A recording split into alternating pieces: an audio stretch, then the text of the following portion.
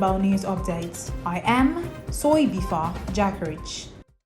Palestinians prepared for Ramadan in a sombre mood with heightened security measures by Israeli police and the spectre of war and hunger in Gaza, overshadowing the normally festive Muslim holy month as talks to secure a ceasefire stalled. Thousands of police have been deployed around the narrow streets of the Old City in Jerusalem, where tens of thousands of worshippers are expected every day at the Aqsa mosque compound, one of the holiest sites in Islam. The area, considered the most sacred place by Jews who know it as Temple Mount, has been a long-standing flashpoint for trouble and was one of the starting points of the last war in 2021 between Israel and Hamas, Islamist movement that controls Gaza. The 10 days conflict has been dwarfed by the current war, which is now in the 6th month. It began on October 7th when thousands of Hamas fighters stormed into Israel, killing some 1,200 people by Israeli tallies. Israel's relentless campaign in Gaza has caused increasing alarm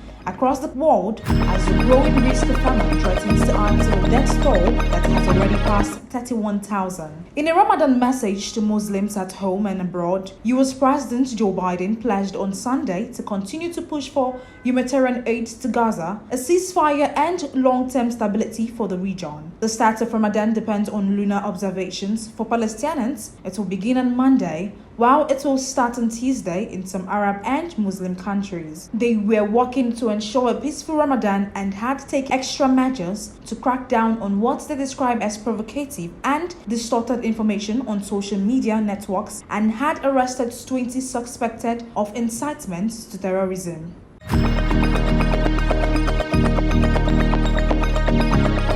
Chinese regulators recently met financial institutions to discuss state-backed property developer China Vanke, where they asked large banks to enhance financing support and asked private debt holders to discuss maturity extension, two sources said. The sources with direct knowledge of the matter said the financial institution were asked to make progress quickly and that the State's Council, China's cabinet, is coordinating efforts related to support China Vanke. The sources, who all requested anonymity due to sensitivity of the matter, did not specify when the request had been made by regulators to various financial institutions. The National Administration of Financial Regulation and State Council Information Office, which handles media queries for the council, did not respond to requests for comments. Investigators had dumped shares and bonds of Vanke in recent weeks on concerns about its liquidity, amid reports about the developer previously seen by the market as financially sound was seeking debt maturity extension with some insurers. Some large national commercial banks had previously made repayment requirements stricter for Vanke, adding to the developer's financial stress, said another person with knowledge of the matter. Total new bank loans issued to Vanke in the fourth quarter of last year slumped by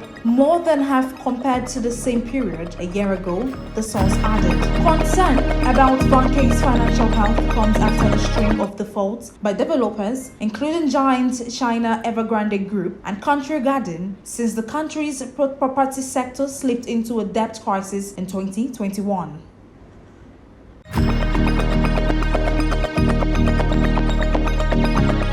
At least 50 people were hurt on Monday, mostly with minor injuries, after LATAM Airlines told the New Zealand Herald that a technical problem had caused a strong movement during a flight from Sydney to Auckland. LATAM Airlines flights LA800 or Boeing 787-9 Dreamliner landed at Auckland Airport as scheduled on Monday afternoon. According to FlightAware, the flight normally stops in Auckland on its way to Santiago, Chile. A spokesman for the South American airline told the Herald there had been a technical problem on the flight that affected some crew and passengers. Without providing further details, Hato Hon St. John Ambulance treated roughly 50 people at the airport. A spokesperson said one patient is in a serious condition and the remainder had suffered mild to moderate injuries, they added. The NZ Herald quoted a passenger who said she experienced a quick little drop during the flight. Boeing and LATAM did not immediately respond to questions about the cause and nature of the incident.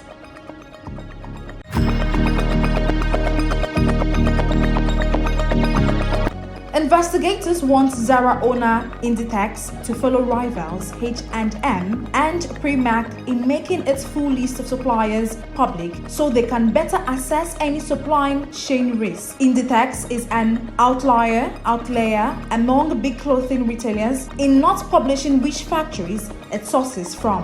Regulators and investors want greater transparency and better disclosure from companies. Clothing retailers, in particular, are under pressure to prove that there is no forced labor in the supply chains, and the garment workers are paid decent wages. Chinese fashion group Shein has come under scrutiny from U.S. lawmakers over supply chain risks ahead of plans for a U.S. listing. In the European Union, disagreements have stalled proposed rules that would require all big companies to disclose whether supply chains harm the environment or use child labor. Proposed sanctions for not complying could include fines of 5% of revenue. Fashion brands and retailers including Adidas, H&M, Hugo Boss, Nike, Primark, and Puma already published detailed suppliers lists including factory names and addresses. Inditex publishes annually the number of suppliers it sources from in 12 core countries but gives no information on individual factories. In response, Dutch asset manager MN said, "In our agreement with Inditex, one of the things we asked is if they could disclose a list of their suppliers and the geographical location.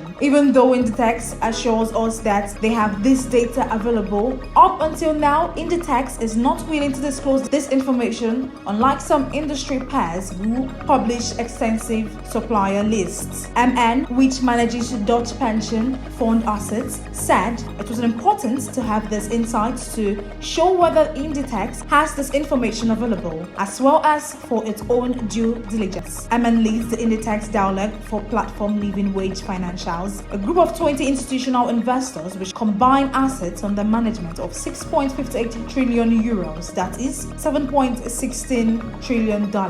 It works to promote higher income for garment and footwear industry workers.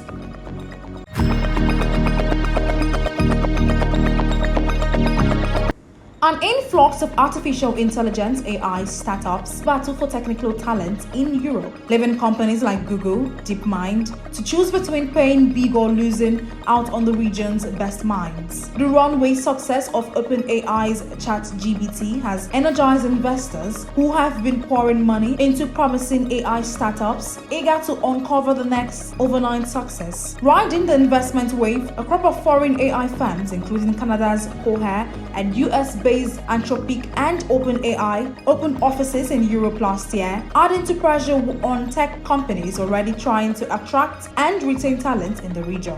Founded in 2010 and acquired by Google in 2014, London-based DeepMind made its name applying AI to everything from board games to structural biology. Now, the firm faces a host of well-funded rivals flooding its territory, while a growing number of its employees have quit to launch their own ventures. Recent high-profile exits include co-founder Mustafa Suleyman, who left to set up California-based infection AI alongside LinkedIn billionaire Reid Hoffman, and research scientist Arthur Mensch, now CEO of Mistra AI. Both companies have received multi-billion-dollar valuations in the short time they have been active. In an apparent effort to discourage staff from joining other companies or starting their own, DeepMind gave a handful of senior researchers access to restricted stock worth millions of dollars earlier this year, according to a source familiar with the matter.